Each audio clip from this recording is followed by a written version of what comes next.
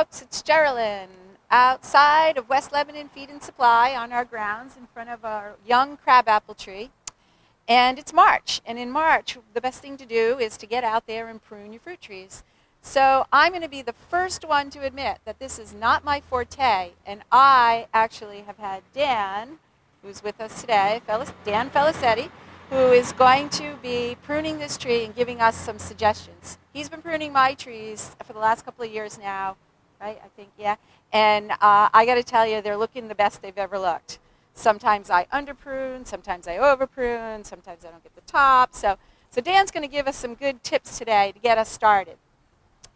Hey, Dan, welcome. Thank you. Thank you for having me. Yeah. So outside of having the proper equipment that's clean and sharp and ready to go, what's the first thing you do when you walk up to this tree?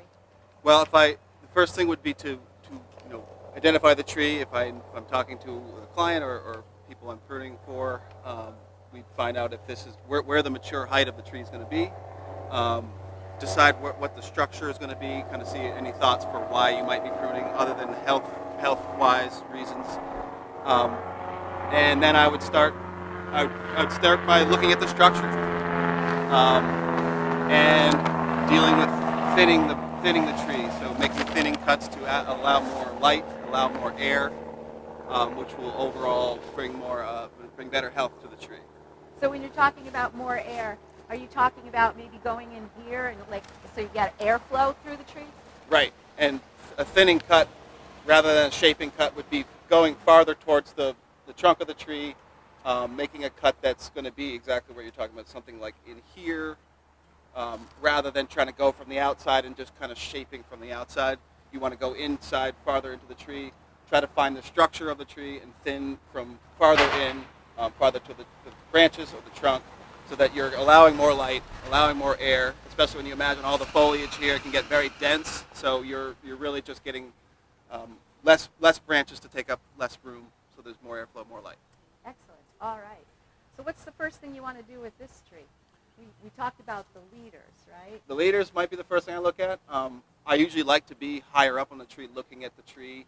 A couple of advantages would be to see if there's any dead branches. If you were to try to cut branches from lower down and you don't really see what's above you, you might cut something and think that you're going to save something that's actually dead or diseased. So you might want to get a really good aerial view and scope of the tree, which would be handy to have a ladder or to climb the tree.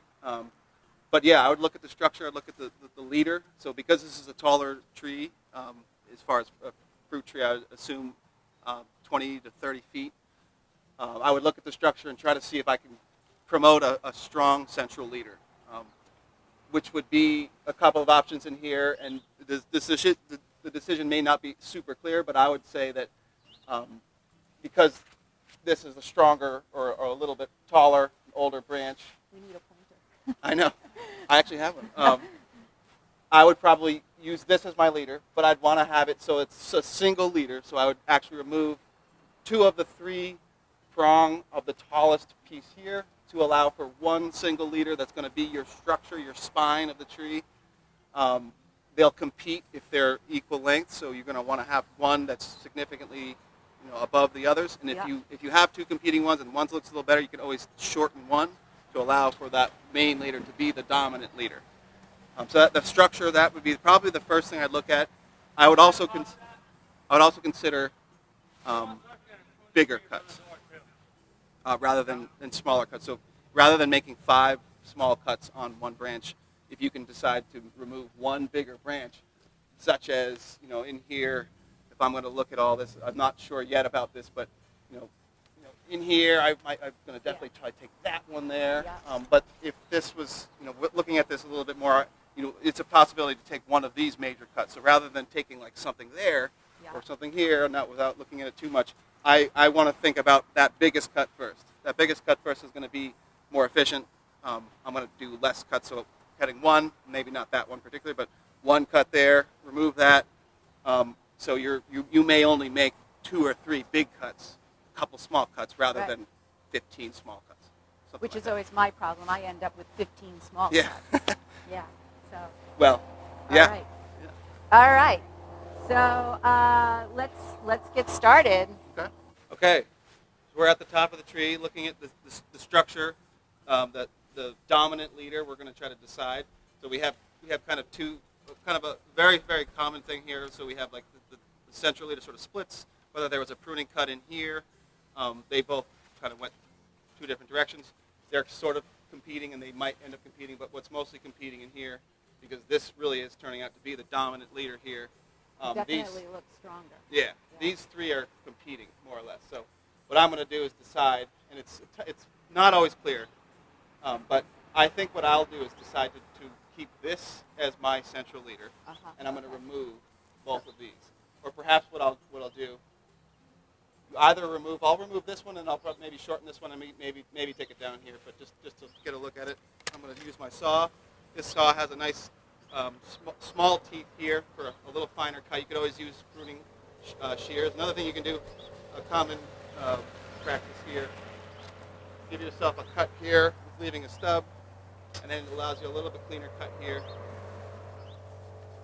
Yeah, clean cut is what's really important, isn't it? Very important, and you want to cut right above the branch collar. That's the cleanest way. So cutting that little stub off makes it a little easier. So a couple ways to deal with this now. So now we're down to two. Obviously these are competing still.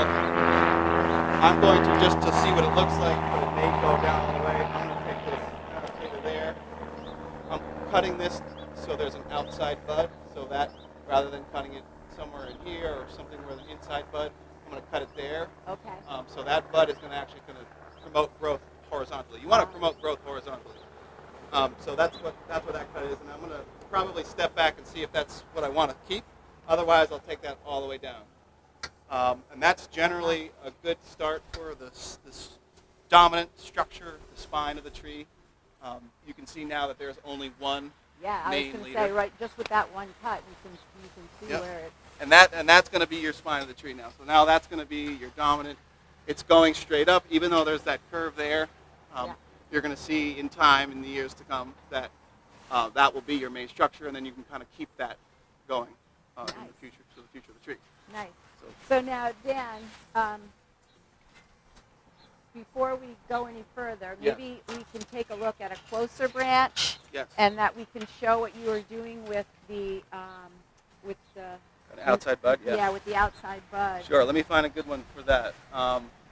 Let's see. So why don't we just do something in here, just because we can. Yeah.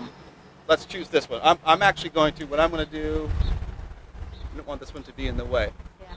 Let me. I'm going to cut this one. This was okay to cut this one.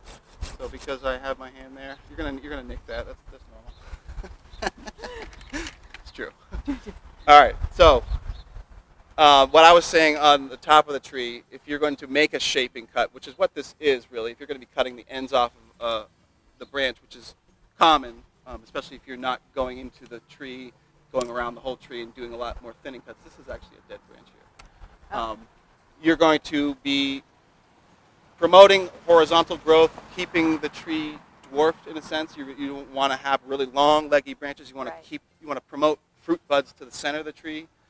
So in some of those cases, in some trees particularly, you're going to want to make shaping cuts that involve cutting the ends off of the branches. Okay. You don't want this to be your primary pruning cut when you're going around a tree. You don't want to just go around and cut the ends of the branches. But if you do, and you want to promote horizontal growth, you're going to choose a bud that is outward facing. Keep in mind where the sun is and what direction we're going. But that's going to be a cut there, right above that node there. Potentially here as well. This is also going out. Most of what I see, those are the options there. I'm going to probably choose that one there. Yeah. So I'll cut just above it. Right above it. You don't want to go too close. You don't want to leave too big of a stub. But that's a fairly good cut there, and that's going to promote growth there. You're going to see a lot of these kind of cuts. They're still going to want to go this way. A lot of times it takes years of training to sort of, sometimes that branch is going to go more horizontal one year than others. So, and that's a true story. Dan has been working with my apple tree to get that happening, and we've been doing a little bit every year. So it'll be exciting to see what this year brings with that. So, absolutely. all right. And then, Dan, when you're finishing up and you've pruned it, is that a good time to spray it with the horticultural oil? Horticultural oil. So yes, in a sense, but dormant oil. Horticultural oil is a little bit more of like a broad spectrum oil, Yeah. and more particularly used as like an all seasons oil. So it's a little bit more of like a diluted oil. Okay. Dormant oil is a little bit more particular on the timing, which would be if you're talking about timing for now, Mm-hmm. you're gonna want to. You can do it's it's in the dormant stage, so you're putting an oil on this tree in a dormant stage, and what you're really trying to do is you're trying to suffocate a lot of the overwintering insects that have been on the tree. And the most effective way to do that with a dormant oil would be to time it so that the insects are waking up, but they haven't started to attack the tree. Yeah. So okay. then you're suffocating them right away. So that's the idea. In a nice way. That's the idea for dormant oil. I mean, otherwise they're gonna eat your tree. So right, they're gonna eat your fruit. And, yeah. So that's a good way to think. I mean, horticultural oil in general is going to be something that you are not timing in the same way, and it's a little bit less risk. So you can kind of cover your tree to deal with insects and pests in that regard with the horticultural oil. So timing for that is still fine. Like an all seasons oil, you're still going to do the same thing. It's a little less concentrated. Okay. And then is it also a good time to fertilize it? Spring's a good time to fertilize it. Yes. Yeah. You don't want to fertilize trees that are really young. If you're going to be planting a really young tree, probably this is an older tree, but if it was a younger tree within the first year or two, I would hesitate to go too hard right away. Low nitrogen. Yep. I mean, you're really trying to just mimic what would be in the wild, which is just like decaying leaves. So not a high nitrogen. If you do too much nitrogen, you're going to be having excessive growth that you don't necessarily want. But But more yes, leaves than buds, right? exactly. Yeah, Yeah, you want to promote bud growth. Yeah. So yes, it more or less springtime is a good time to fertilize, and I would do just like a lower nitrogen, something organic. Excellent. Pro-grow. All right. Hey, thanks for joining us, Dan. What a glorious day, too. We had a lot of air traffic. Sorry if you folks could have hear that. But we're going to go ahead. We're going to do some pruning, and then we'll show you the final picture, because you don't need to watch us all day, right? And thanks again, Dan Felicetti. I have his business cards here, so if it's something you feel you can't handle, come on in, grab a card, and give him a call, and he can come out and take a look at your trees. Absolutely. Hey, folks, thanks Thank for you. tuning in.